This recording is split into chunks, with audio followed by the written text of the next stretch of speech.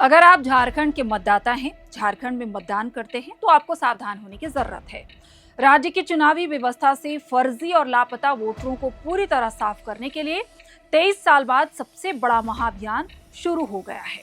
ये आपका केवल अभी वो 2026 में नाम है, सपोज उनका नाम नहीं है, अभी उस समय में अभी भी नाम नहीं है, वो भारत का नागरिक, उसी आधार पर हम लोगों का वो करके हम लोग आगे बढ़े। इसलिए कोई भी भारत का पात्र नागरिक उनका नाम नहीं चुना। झारखंड में मतदाता सूची के विशेष गहन पुनरीक्षण के तहत एक बहुत बड़ा अपडेट सामने आया है, जिसके बाद खेल करने वाले या लापरवाही बरतने वाले वोटर्स सीधे सीधे लिस्ट से बाहर कर दिए जाएंगे। सोचिए कि क्या ऐसा हो सकता है कि कोई इंसान इस दुनिया को अलविदा कह चुका हो, लेकिन चुनाव के दिन ईवीएम पर उसका वोट पड़ जाएगा। क्या ऐसा मुमकिन है कि कोई शख्स रहता देवघर में हो, लेकिन उसका नाम रांची और जामताड़ा की वोटर लिस्ट में शामिल हो और वहां उसका वोट पड़ रहा हो?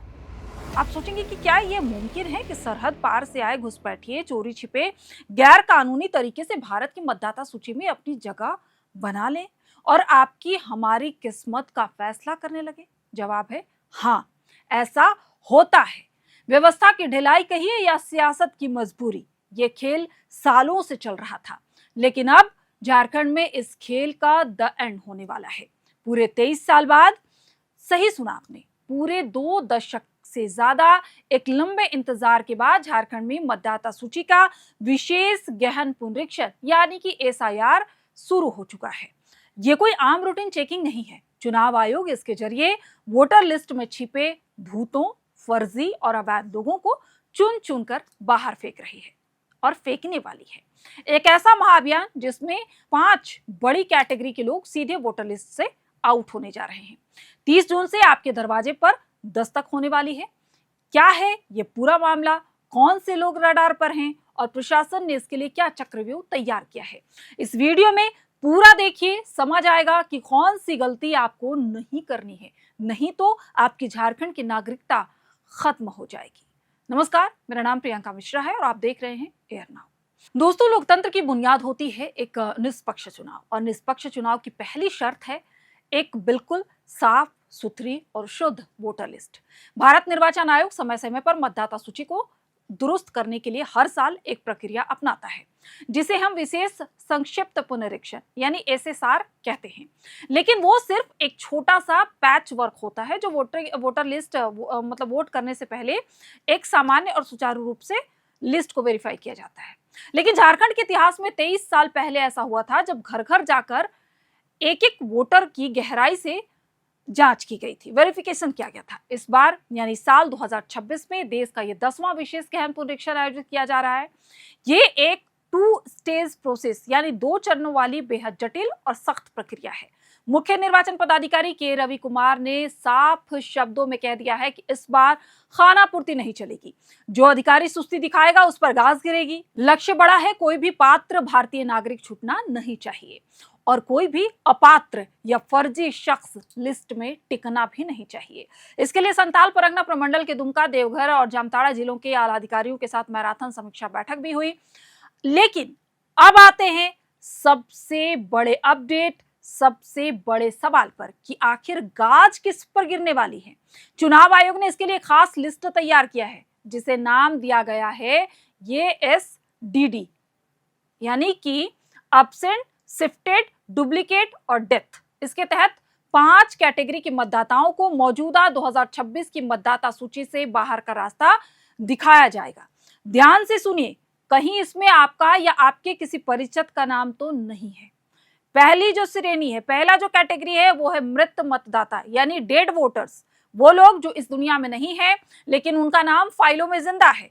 इस बार ऐसे तमाम नामों को सूची से पूरी तरीके से डिलीट कर दिया जाएगा। दूसरा जो अहम कैटेगरी है वो है स्थानांतरित मतदाता यानी कि शिफ्टेड वोटर्स, जो दूसरी जगह शिफ्ट हो गए हैं, रोजगार, शादी या किसी अन्य कारण से जो लोग अस्थायी रूप से अपना पुराना इलाका छोड़कर कहीं और जाकर बस गए हैं लेकिन पुरानी जगह से नाम नहीं हटवाया है।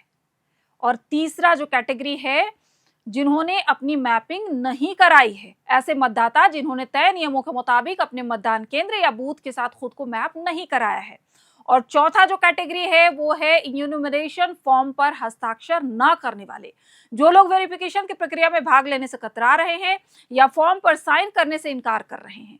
और पांचवा जो कैटेगरी है वो है लापता वोटर्स, यानी कि घोस्ट वोटर्स। कुछ विधानसभा क्षेत्रों में ऐसी भी प्रविष्टियां हैं जिनके बारे में कोई नहीं जानता, ना बीएलओ उन्हें पहचानता है, ना आसपास के पड़ोसी। ये वो भूतिया वोट है जो सिर्फ कागजों पर दिखते हैं। इन्हें ढूंढकर साफ किया जाएगा। अब आप सोच रहे होंगे कि अगर किसी के घर में किसी का निधन हो गया है तो आखिर प्रक्रिया क्या होगी? क्या प्रशासन सीधे नाम काट देगा? तो नहीं, इसकी एक बेहद संवेदनशील और पारदर्शी प्रक्रिया बनाई गई है। साल 2026 की मतदाता सूची में जितने भी मौजूदा वोटर्स हैं उनकी प्रविष्टियों के लिए 2 कॉपीज में यूनिमरेशन फॉर्म यानी कि गणना पत्र दिया जा रहा है। प्रिंट करवा के आपको बीएलओ देंगे, आपके घर पहुंचाएंगे। अगर परिवार में किसी की मृत्यु हुई है तो बीएलओ उस मृत मतदाता के नाम का फॉर्म परिवार के सदस्यों को सौंपेंगे। लेकिन देखिए और ध्यान से देखिएगा, यहाँ पे ट्विस्ट है। परिवार के सदस्यों को उस यूनिमरेशन फॉर्म पर बिना हस्ताक्षर किए ही उसे संबंधित बीएलओ को वापस लौटा देना है। बिना हस्ताक्षर वाला फॉर्म इस बात का सबूत माना जाएगा कि वो मतदाता अब जिंदा नहीं है, अब इस दुनिया में नहीं है। इसके साथ ही अगर आपके पास उस व्यक्ति का मृत्यु प्रमाण पत्र यानी कि डेथ सर्टिफिकेट उपलब्ध है तो आप उसकी एक फोटोकॉपी बीएलओ को दे सकते हैं ताकि प्रक्रिया और पुख्ता हो सके। कानूनन भारत का कोई भी नागरिक एक से अधिक निर्वाचन क्षेत्र में मतदाता सूची में या एक ही विधानसभा क्षेत्र के एक से अधिक मतदान केंद्रों पर पंजीकृत होने का हकदार नहीं है। ये गैर कानूनी है।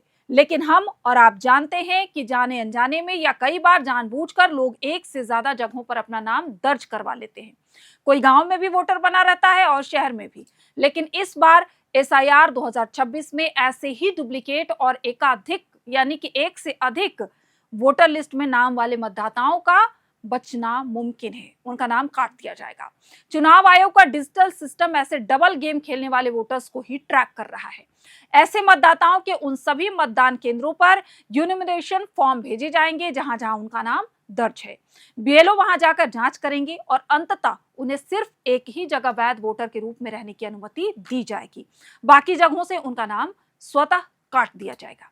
अब बात करते हैं इस पूरी खबर के सबसे महत्वपूर्ण मुद्दे की। झारखंड में विदेशी नागरिक और घुसपैठ को लेकर हमेशा से राजनीति गर्म रही है। घुसपैठ सबसे बड़ा मुद्दा रहा है झारखंड के लिए। लेकिन इस बार चुनाव आयोग ने इस पर सीधा सीधा प्रहार किया है। इस एसआईआर अभियान में मतदाताओं की 2 ऐसी उप श्रेणियां भी चिन्हित की गई हैं जो सीधे तौर पर सुरक्षा और कानून से जुड़ी हुई हैं। पहली जो उप श्रेणी है यानी कि पहली जो कैटेगरी है, उप कैटेगरी, वो भारतीय नागरिक जो रोजगार या किसी और वजह से दूसरे देश चले गए हैं, वहां की नागरिकता यानी कि सिटीजनशिप हासिल कर ली है लेकिन उन्होंने भारत की मतदाता सूची से अपना नाम नहीं हटवाया है।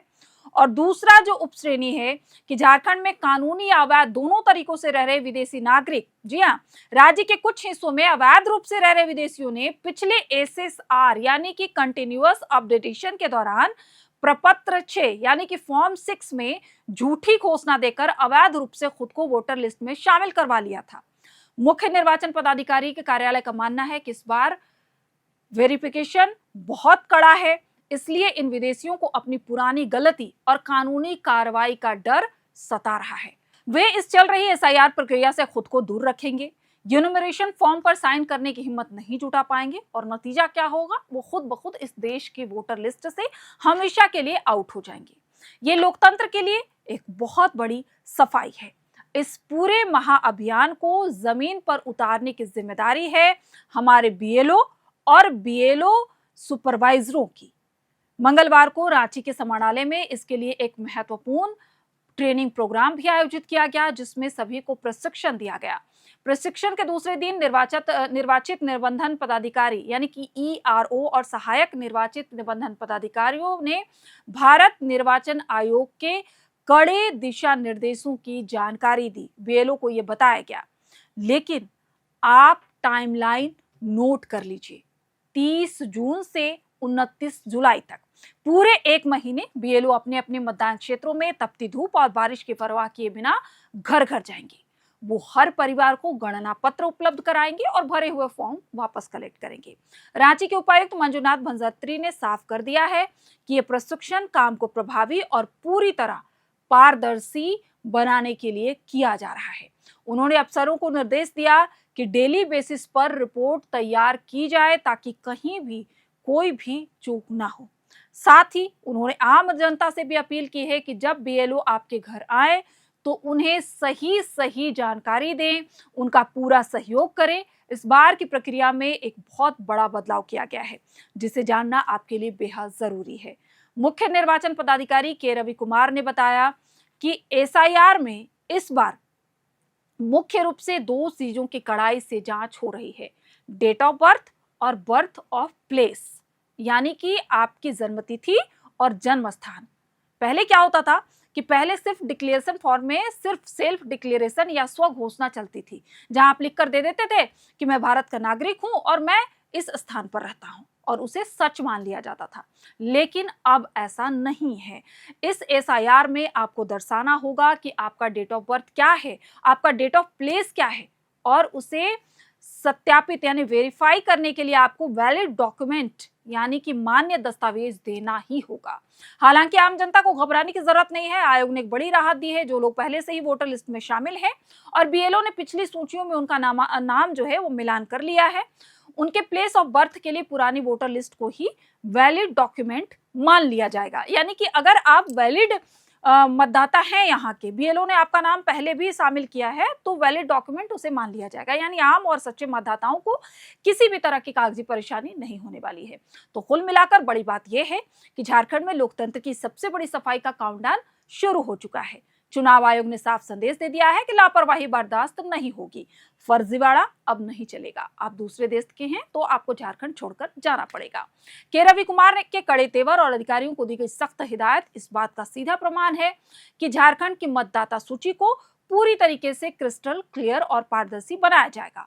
ये लड़ाई सिर्फ कुछ नामों को काटने या जोड़ने की नहीं है, ये लड़ाई हमारे लोकतंत्र की पवित्रता को बचाने की है। क्योंकि याद रखिए, जब एक भी फर्जी वोट लिस्ट में जगत बनाता है तो वो किसी ईमानदार, टैक्स देने वाले और देश से प्यार करने वाले सच्चे नागरिक के हक पर डाका डालता है। जब एक अवैध प्रवासी वोटर बनता है तो वो इस देश की सुरक्षा के साथ खिलवाड़ करता है। अब जिम्मेदारी आपकी और हमारी भी है। 30 जून से 29 जुलाई के बीच जब आपके इलाके में आपके दरवाजे पर बीएलओ आपके घर का दरवाजा खटखटाए तो एक सजग और जिम्मेदार नागरिक के तौर पर आगे आइए, उनका सहयोग कीजिए, सही जानकारी दीजिए और इस महाअभियान को सफल बनाइए, क्योंकि आपका एक सही कदम ही इस राज्य और इस देश की सही और सुरक्षित तकदीर तय करेगा। आप देख रहे थे झारखंड वोटर लिस्ट के महा ऑपरेशन और महा अपडेट से जुड़ी हमारी ये खास पेशकश। देश, दुनिया और आपके हक से जुड़ी तमाम खबरें आपको हमारे चैनल एयर नाउ पर देखने को मिलती हैं, तो आप हमारे चैनल को ज्यादा से ज्यादा सब्सक्राइब कीजिए और इस खबर को अपने जानने वालों के साथ साझा जरूर कीजिएगा ताकि उन्हें भी जानकारी मिल पाए और उनका नाम एसआईआर में ना कट पाए और वो वैलिड झारखंड के मतदाता बने रहें। तब तक के लिए आप सभी का बहुत बहुत शुक्रिया। देखते रहिए। FRP pressure vessels are made using fiber reinforced plastic, a powerful combination of high-strength glass fibers and corrosion-resistant resin.